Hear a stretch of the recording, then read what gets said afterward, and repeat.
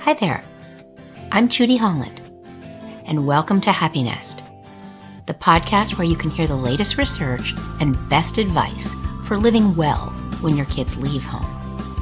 Join me as I interview experts and explore how to reinvent yourself during this critical passage. I hope you'll head over to judyhollandauthor.com and check out my new book, Happy Nest, Finding Fulfillment When Your Kids Leave Home.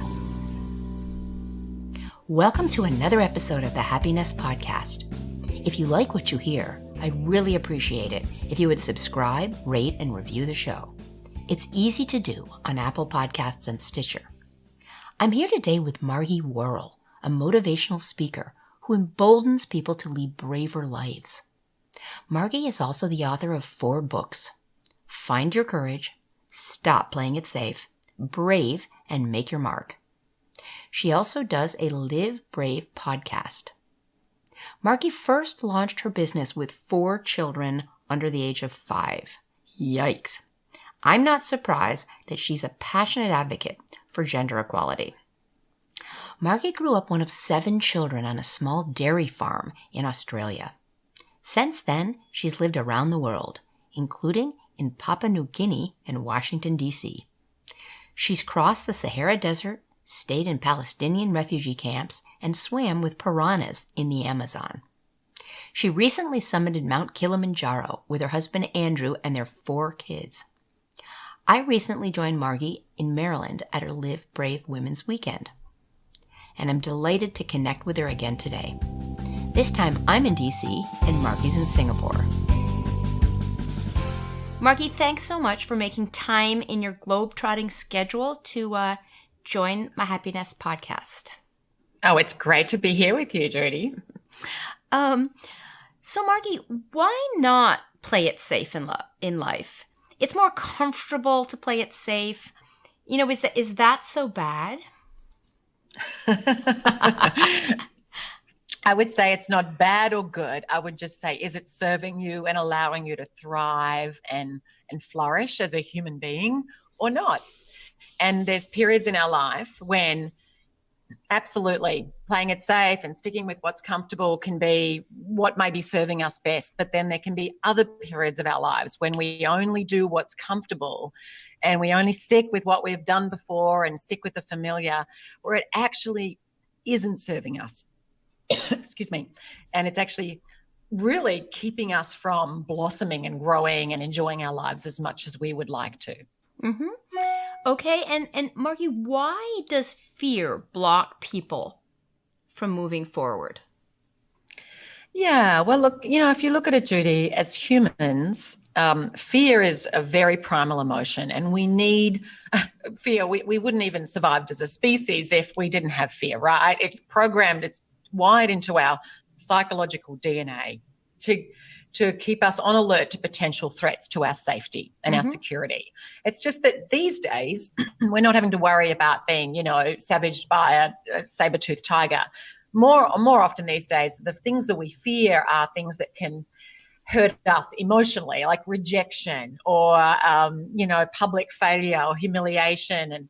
And so often fear sits in the driver's seat in our lives, and it keeps us from doing sometimes the very things that would allow us to forge new and or maybe deeper connections with other people, or to learn something new, or to go out and experience something where it broadens our outlook, or to build a new skill, or to do something that gives us a sense of real personal satisfaction or professional fulfillment. And so the question we have to ask ourselves is, is this fear serving me or is it holding me back? And if we look at the parts of our lives that we're not really excited by, that aren't really fulfilling for us, asking ourselves, where do I need to be brave in this part of my life? Where is fear sitting there, even unconsciously, and keeping me from taking actions that would actually serve me? Mm-hmm. So it's fear, maybe it's fear of embarrassment or fear of falling short. What, just to delve a little bit deeper in the idea of fear, like, does it come in different categories, fear? Oh, look, there's obviously lots of different types of things we can fear. We have a fear of loss. We have this innate fear of losing something that we have or losing someone that we have, even the loss of a season of life, the loss of a time, a period, or a lifestyle. So we can have a fear of loss. We can have a fear of failure. And that in itself also is like a losing face, like a fear of, how will we look in the eyes of others? And some people, you hear about this fear of success. And fear of success, though, at the end of the day, is still a fear of, I'll have to lose my friends and I'll lose this life that I've had. And now I'll become, it brings with it a whole lot of extra challenges. So obviously there's many things that we can fear, and fear of rejection, etc. But at the end of the day, it's something that our sense of ourselves, we lose something in our sense of ourselves, and where that's threatening to us, and we'll feel vulnerable in that. And so that's often what can drive our behavior, even on an unconscious level. Yeah, maybe like toddlers, we fear change. Toddlers, you remember that with your 4 kids, right? Toddlers they just don't like to change things. It's rattling to change the status quo for toddlers. But on the flip side of that, with children, if you think about a young child learning to walk, they get up, they fall down, they get up, they fall down. They fall down many times, often. But they don't go, oh my gosh, that is so embarrassing. Everyone just saw me fall over. Oh my gosh, I'm not getting up again. I'm just going to crawl the rest of my life, because they haven't yet developed this whole this sense of self-consciousness about them, that, me not being able to walk first time every time is really embarrassing. But as adults, there's a reason a lot of adults who haven't learned to swim as children never learn, because they have to go through the same learning cycle, right, of not being very good at it at first. And so as adults, if we kind of embrace learning new things the way a toddler would walking, imagine what you could learn. Like, I'm going to learn piano, or I'm going to learn how to do something.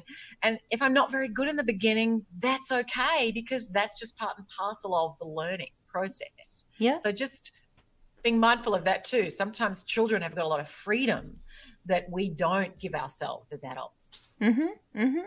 And I guess I think there's something a little bit liberating about getting a little older, and that I'm aware of the finite nature of time, and I have far less fear now, because I just figure I'm a little shorter on time, and I just want to go right ahead. I wonder if you've seen that people become bolder as time goes on, or not. I think it can go different ways. So my guess is, Judy, you've always been someone that's been a little bit bold compared to others. Is that right? That's right. Uh-huh. For better or for worse, Margie. Yeah. Yeah. Maybe sometimes you try things and it hasn't worked out. But here's what I've learned. And having spent the last 20 years, but certainly 25 years living and working around the world, but the last 20 years sort of in the coaching sphere and speaking and running programs, is that the more often we leave our comfort zone, the more often we put ourselves out there, the more comfortable we become with the discomfort of it, and the less uncomfortable it becomes. And so if you've been regularly putting yourself out there, trying new things, I'm going to go traveling here, I'm going to try this, I'm going to sign up for this, I'm going to go to this event, even though I don't know that many people, I'm just going to go and do it. You build your muscles, those psychological courage muscles, for more of those things. So because you've been doing it a long time, you've trained yourself, and you've become pretty comfortable with that. Some people spend a lot of time in their comfort zone. And when we spend a lot of time in our comfort zone, over time, our comfort zone actually shrinks. Yeah. And so you meet people who are 50 or 55 or 60 or 65, and they've hardly ever ventured very far from what's comfortable. They've mixed in the same small group of people. They've lived in the same place. They holiday in the same place. They always eat in the same places. And they've got this very well-worn track of their lives being very much in the familiar. Mm-hmm. And so for them to say, hey, I'm going to go and travel, I'm going to do a hiking trip around Cyprus. It's like, whoa, it's so bold. And so that can be really scary for them. Or just signing up for some group, to join some group, that can be some activity. It could be really scary. For someone else, that's like they don't even blink, because they've been doing that all along. And so wherever anyone is in their journey, and regardless of what choices they've made in the past, not to let the choices from the past confine the future. Just because you've been doing it like that for a long time doesn't mean you can't make different choices. And so I would say, what would you do today if you were being brave? And for them, it might be, well, I might contact this person I met and ask if they'd like to go out for coffee. I might invite people over to my house and host a dinner, which for some people is easy and for others is terrifying. And so we're all at different places. We're on a spectrum, maybe for various reasons, on how difficult it is for us to be bold, perhaps. Yeah. Look, yes, we have different personalities, and I appreciate, your personality, probably like my personality, is more comfortable with, doing things where we're not sure exactly how it's going to be, for putting ourselves into places that are a bit unfamiliar. Right. But a lot of my work, and I know that, in your work now with Empty Nesters, is helping people to thrive in this season of life, is to just be willing to do things that are a little bit uncomfortable. And the more we do those things that can be a bit uncomfortable, to sign up for something, to reach out, to build new relationships with people, to try things we may never have tried before, the more we do that, the easier it does become. And so I think it's just really important, regardless of your personality, because sometimes people use their personality as an excuse and they say, oh, I'm just really introverted, or I'm just really shy, or I've never done that before. I'm just a really cautious, timid person. And I hear that and I go, okay, your personality may be, you were never going to, set your sights on climbing Everest, right? Fine. But don't use that as your excuse for not doing the very things that would actually allow you to enjoy your life more. Right. No, that's fascinating.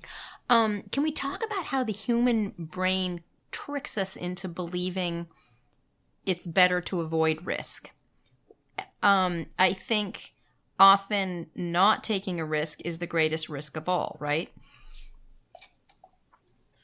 Yes, often, but not always, right? So it depends on the right. It's very hard to generalize, right? But not walking across a 5-lane freeway in peak hour is a risk that really is not a good risk to take. So you've got to ask yourself, for the sake of what am I taking this risk? If there's a child on the other side of that freeway, and if you don't get over there, they're going to die. You're going to navigate a 5-lane freeway in peak hour because you got to get across the freeway. But to do it with no good reason to pick a flower is a pretty stupid thing to do. So we have to have a clear why. What's your why? For the sake of what are you willing to do that? And so as you think about, how we're wired, our brains, so we know this from psychology, but now with neuroscience, we can examine the parts of the brain that light up when people are thinking about doing something.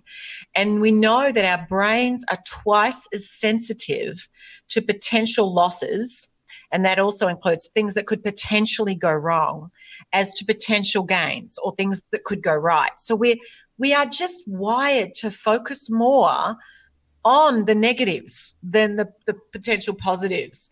And so if we think about doing something, go, oh, well, this could be awkward, or I might fall short of this, it could fail, it could be, versus going, yeah, but what could go right? Well, I could meet all these cool people, I could have this great experience, I could learn these skills, I could feel a lot more satisfaction in this, whatever. So we often focus more on all the things that could go wrong. We also tend to have a thing that's called catastrophizing, and Daniel Gilbert from Harvard talks about fear casting. When we're looking into the future, we tend to lump all our fears on it and come up with these worst case scenarios. Oh, well, if I did that, then I could be really lonely and it could be really miserable. And we often our fear casts are quite unrealistic. I remember when my first book, Find Your Courage, was coming out, and I had this dream the month before it came out. I grew up in very rural Australia. I went to a tiny elementary school, no kids. I didn't even have a child in my grade. I was very aware of, I never trained as a writer, and I'd written this book because I was passionate about the topic. And I remember the month before it coming out with McGraw-Hill. So it came out in January 2009. In December 2008, waking up in the middle of the night, and in my mind's eye was such a clear vision, Judy, was me, a photo of me on the front page of the New York Times And it just said this huge headline, world's worst author. Now, let's face it, that would be really good publicity. It probably would have boosted book sales. But the reality is the New York Times was never going to give me front page billing and saying this is the world's worst author. Like, I'm not that important. But that's sometimes what our imaginations can do. That's so that's fear casting kind of on steroids. That's fear casting. Yeah, fear casting on steroids. It's wholly unrealistic. So that's another way, our brains are wired for us to play it safe and to avoid risk. And we also, a really important one is we tend to discount the cost of inaction. So we tell ourselves if something's not great, we're a bit miserable. Some area of our life, we're a bit lonely, we're a bit miserable, we're unhappy, we're resentful, where something isn't as we want it to be. We can easily come up with reasons to rationalize inaction, to not change it, to not address it, to not have that difficult conversation with our partner or a friend or a child, to not make some change to an aspect of our life. And we sort of kid ourselves that, hopefully it'll just get better. And, now's not the time, and I'm not really sure what I'm doing, and I'm going to wait until I'm a bit more confident, or I'll just wait till things settle down. And the reality is that anything in our lives that isn't going well, if we don't do something to intervene, it generally only gets worse. It doesn't just get better. Yes, sometimes things do, but how many decades do you have to wait? And how much of life? And the inaction can really become the stuff of regrets, I think, later on, right? Oh, absolutely. I always say fear regret more than you fear failure. But what we're not good at doing is putting ourselves in the shoes of the future us. When we're 20, we can't even imagine being 50. It's so old. Like, what's the point of living, right? When you're 20, and then when you're 50, you kind of go 80. Oh, it's so far out there. But the point is we're not very good at putting ourselves in the shoes of us 30 years from now and asking ourselves, what would my future self want me to do? And I'm telling you, our future self would want us to be braver, because we know from research that at the end of life, people's biggest regrets aren't the risks that they took, even when they didn't land perfectly. It's the risks that they didn't take. It's because they lived too small and too safe, and they risked too little. And which ties in with another cognitive bias that we have, and it's called sunk cost bias. I know about that. Yeah.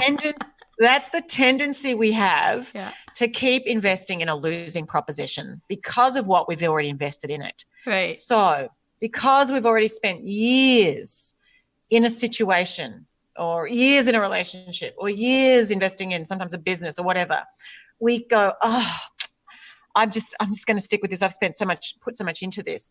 I mean, if you own, I don't know about you, Judy, but have you ever held on to a piece of clothing in your wardrobe because you spent a lot on it? Of course. And then it doesn't fit you. But you're like, oh my God, I paid $500 for that, right. Or maybe more. But, I'm like, I can't get rid of it. I had shoes, really, Stuart Weitzman shoes that I bought online. I thought they were going to fit me, and they didn't. Terrible fit. Terrible. And they were just too tight. And every time I put them on, they were too tight. But I couldn't stand to get rid of them because they looked so beautiful, I would say. But so we have this tendency to keep investing, even if it's just taking up shelf space, or losing propositions. And so, to anyone listening, I would say, if there's something in your life that isn't working, it's not about to start working, ask yourself, what's the cost of me sticking with this and not changing it, not getting help, or not changing course, or not doing something differently? Because that's where we can lose our lives, and we can have these lives what's the life you're not living because you're sticking with this? Right. No, absolutely. I would love to shift now to some of the choices and the adventures that you've had, because I know you've climbed big mountains and done all kinds of, I think a bunch of solo travel. And tell me about some of these. I'm just interested in just kind of a smattering of these things that I think probably came before you started doing your motivational speaking, right? No, some did. I mean, I climbed Kilimanjaro. I climbed Kilimanjaro with my 4 kids 2 years ago, so I was well and truly doing a lot of speaking by that point, which was really cool and extremely grueling endeavor. But I'm so glad that we did. But Oh, yeah. Look, I mean, when I met my husband, Andrew, we've been married 26 years. Oh, my gosh. I can't believe it's been that long. Because I feel like only people who are really old have been married that long. And, of course, I know you've been married longer than that. And it's funny how it creeps up on you when you first get married and you go, oh, that's such a long time. Yeah. But I know when we first met and then we started going out, we got married and we said, let's go and live somewhere around the world. And I was kind of thinking New York, Paris, London. And I was working for a big consulting company. He was working for an oil company. And we're like, who can get the first gig? And he's like, I can get a gig overseas. I'm like, where? Great, fantastic. He's like, Papua New Guinea. And I was like, that probably wasn't in my top 500. But we went. We were like, what the heck? Let's go. I was 26. And actually, we climbed the tallest mountain in Papua New Guinea, which that was before we ever had children. But yes, there's been numerous things I've done, and obviously, I've moved and lived around the world. And I as you know, I lived in McLean, Virginia, for 7 years until 2012. So. And I'm currently living in Singapore, planning to move back to the USA in 2020. So I've lived around the world a lot, and that's been an adventure in itself, and certainly taken me outside my comfort zone plenty of times, and particularly having to rebuild my business and things that I'm doing in different parts of the world, and build new communities and build new networks. But all of those experiences, particularly the one having moved to Singapore 2 years ago. If anything, they just emboldened me and helped me realize that all of us are capable of a lot more than we think we are. And we often sell ourselves short and shortchange ourselves by not trusting in our ability to do new and bigger things. Yes, no, absolutely. So Margie, how can people find purpose, particularly in the second half of life? Some people, I think, go kind of with and without purpose for various reasons at different times in their life. But I've come across a lot of people that are kind of, the kids leave and they're just kind of standing there trying to redirect. Do you have any ideas in that, how you might redirect at this point, reinvent at this point? Yeah, absolutely. And I'm at the age where a lot of this time next year I will be an empty nester, and so I'm at the age where a lot of people around me are finding themselves, what has given them a strong sense of purpose, that is raising children.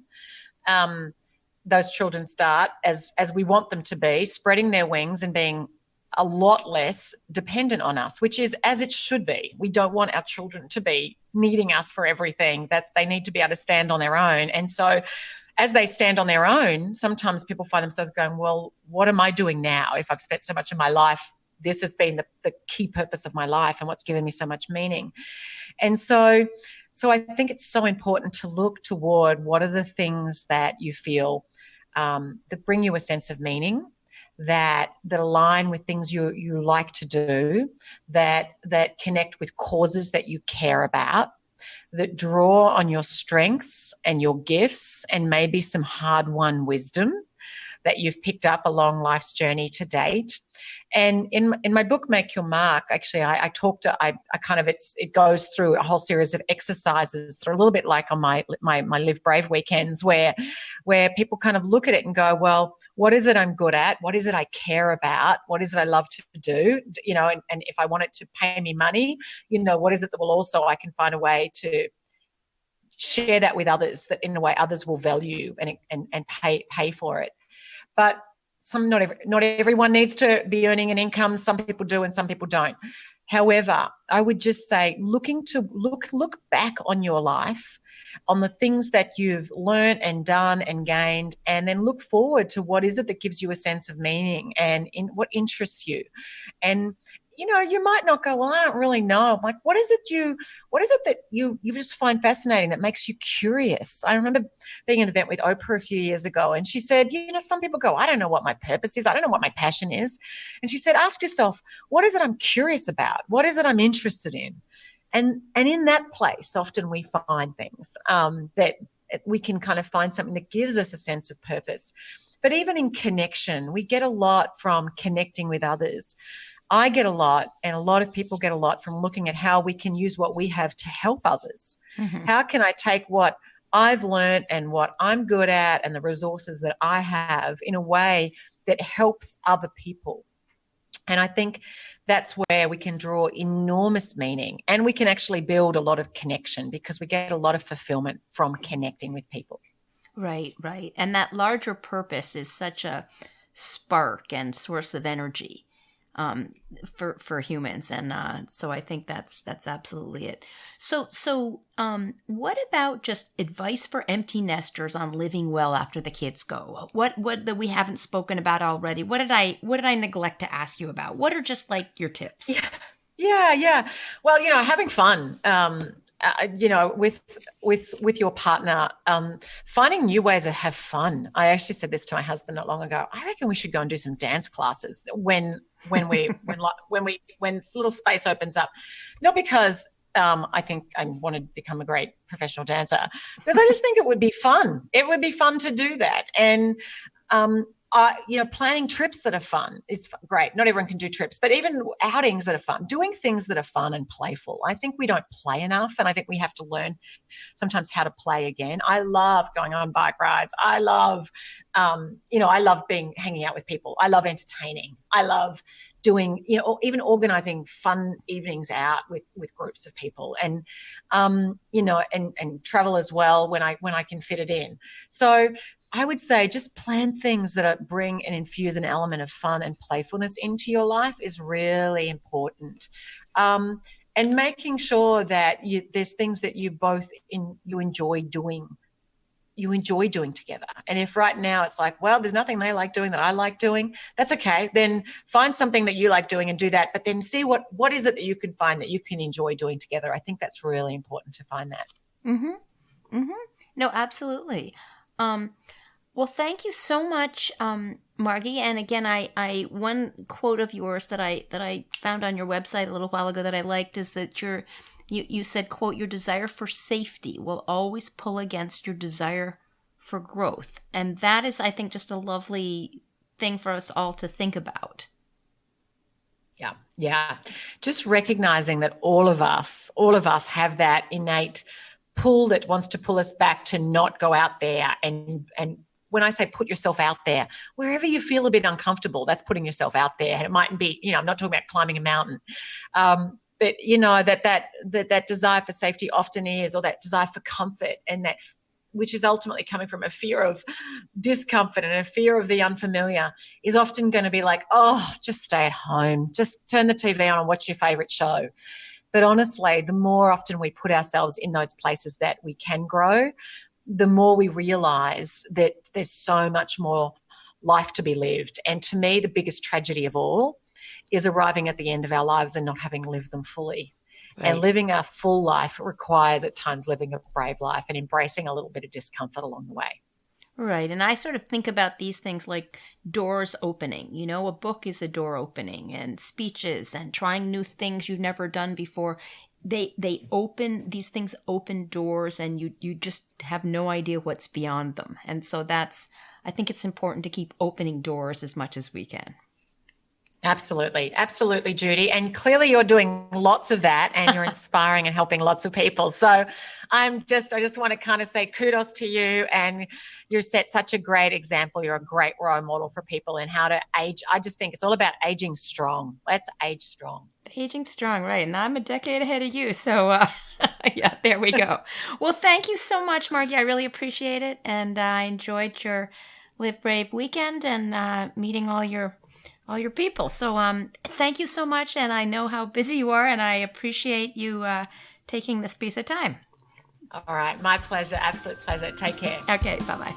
Thanks for tuning into my Happiness podcast, where we explore how to get the best out of the empty nest. I hope you'll subscribe, write a review, and reach out to me on Instagram, Facebook, and Twitter. Check out my website, judyhollandauthor.com. Have a great day. And remember, make it happen.